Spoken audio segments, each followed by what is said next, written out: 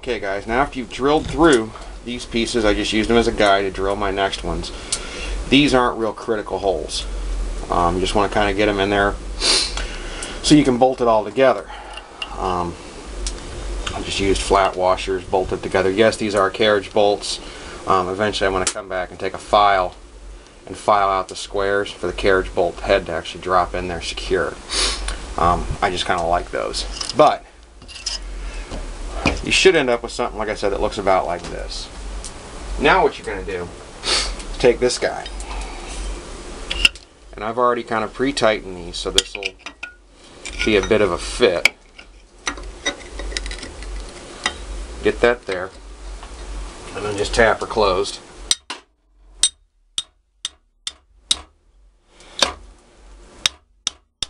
You got a nice secure fit. Now, tap it forward until the holes you drilled line up.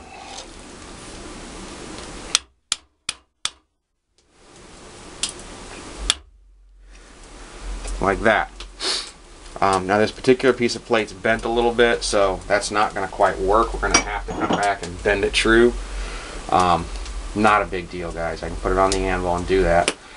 But now with this all held in place, I'll take a bar clamp like this. Get it in there good and tight. And then I'll just close that bar clamp up on this. I'm not doing too good of a job here, am I? That's showing you just how easy this is. There.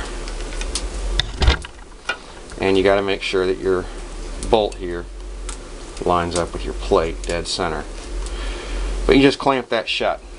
Now that that's clamped shut, I can take and kind of lift and look and see that I'm a little off here. You want to make sure that these holes line up. This is the critical part, is that these holes line up before you put your hole here. Now you know that that line runs through there. You know it. So I'll always mark it just so I don't drill that. So I don't put my hole there. I'll put a mark here just so I know that I have to drill above this mark somewhere in here. So I'm going to put my drill hole about there. And this will be your pivot pin to allow this whole thing to work. So while it's lined up like that, you set it back into the drill press and drill through. Okay guys, there you have it. Now, I still got a little line up here to do, which you can actually do by twisting this. Make sure you get these bottom bolts tightened up fairly good. This top bolt, don't tighten it up too much, because that is the pivot. Now you can see how this would work. You would take your piece of stock and you would set it into whatever hole you wanted to run it down to, and then just hammer over. You'd hammer straight down here. Now this, the way it's set up, will fit perfectly in your vise.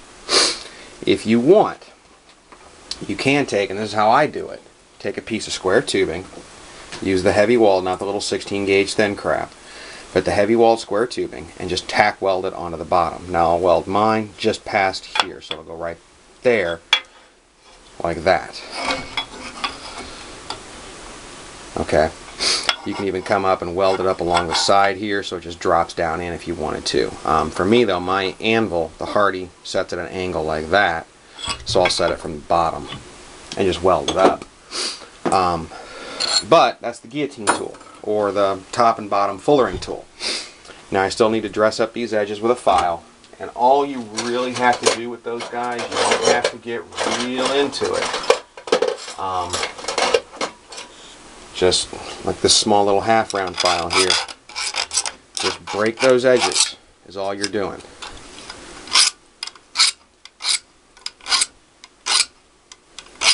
That's it. I'm just breaking the edges.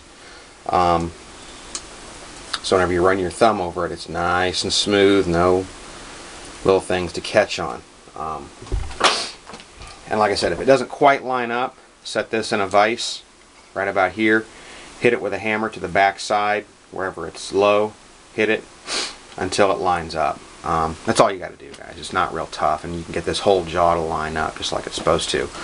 Because what happens is these bars, if they're not perfectly flat, will change the dimensions a bit. But this is an incredibly handy tool to have. Now normally what a lot of guys will do is they'll actually work a divot here, a long divot here, so they can work odder, you know, different shape material and different size material. Just that little divot in here. You can come back with an angle grinder and cut it however you want to do it. Just make sure, like I said, always break your edges along these flats of the jaws here. And yes, this could be used to eventually neck something down and cut it. I actually saw a guy took one of these and he sharpened on the end here, sharpened the edges on his grinder, took it apart and individually sharpened the end edges here for a hot cutter, and it worked very well. It was an excellent bar stock hot cutter because it would shear from top and bottom at the same time, and all you had to do was just rotate quarter turns. You just tap, quarter turn, tap, quarter turn, tap, just back and forth, and it would cut, especially square bar, and it cut it beautifully. But that's only if you want that extra little jaw there to use that as a cutting tool. That's it, guys. Top and bottom fullering tool. You are going to see me using this in some upcoming videos, just because it is a handy little guy to have around, and I really like them. Because with this, you get a nice uniform piece of material coming out. If you use the fullering tool, you can see where you can get some really nice uniform material working. And that's ultimately what you guys should be shooting for, is to get your work. I mean, I know I always say, who cares what it looks like? Yeah, sure, on the first couple. If it's just a tool you're going to use, who cares what it looks like? If you're getting into finished product and you start wanting to do some more of the artistry blacksmithing, these kind of tools are paramount. These jigs are. Just because you want your work to look as finished and professional as possible. Sorry, I keep having dust show up on the back of my camera screen here. So anyway, guys, that's it. Real simple little project. Doesn't take long. This is one of those you can do indoors on a cold day. You know, especially if your shop's outdoors like mine is. Just fire up the old wood burning stove and work on stuff like this. So once again, I want to thank you guys for all your views and support. This is Kovaci Ironworks, and hope to see you again soon.